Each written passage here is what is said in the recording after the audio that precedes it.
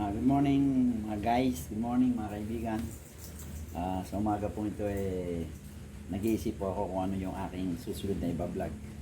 Pero habang nag-iisip po ako, nais ko naman pong iparating sa inyo yung mga naging sombrero ko po nung nadistino ko dito sa Pilipinas.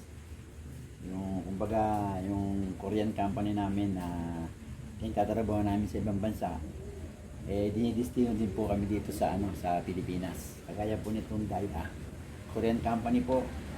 Ito po yung sombrero ko nung tinira namin yung petrochemical ng ng Salimay, yung petrochemical natin, yung petrochemical refinery natin, yung pag-aari ng Petron. Yan.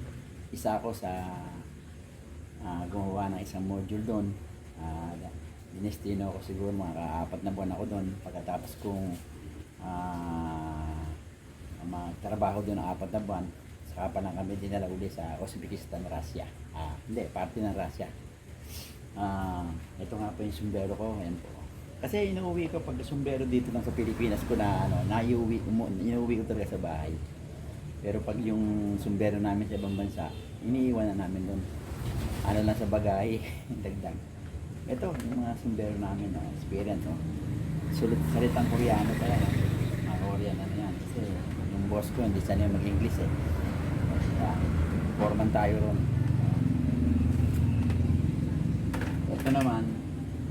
Ito naman, nung bago ko dalhin sa Qatar noon, dinistino ko sa AJMP ng Yanghwa. Atlantic Gulf and Pacific. Isa ako sa nag-fabricate ng module na ginamit sa parting Russia rin.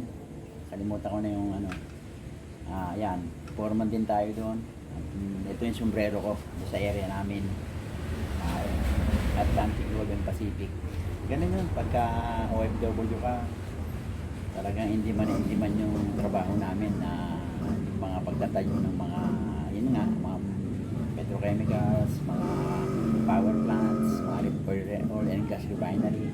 Ito nga sa Bawan, Batangas. Destino ako doon ng 7 buwan. And then after matapos ko yung 7 buwan doon, pinadala na ako ng Yango sa Qatar yata yung Qatar project. Inuwi ko kasi wala naman pagbibigyan doon as a souvenir. Gano'n lang mga guys. Habang nag-iisip ako ng na i-vlog ko, baka bala ko yung miter elbow mamayang gabi. I-tutorial ko yung miter elbow. Magsisimula tayo sa miter elbow. Kasi marami ang elbow Miter elbow, 3 pieces, 4 pieces, 5 pieces, 6 pieces. Habang lumalaki tubo, umaano yung bending na elbow, lumiliit yung para maayos yung layout. Sige guys. Pag may lang, subscribe na lang para lumawak ang channel natin. Sige po.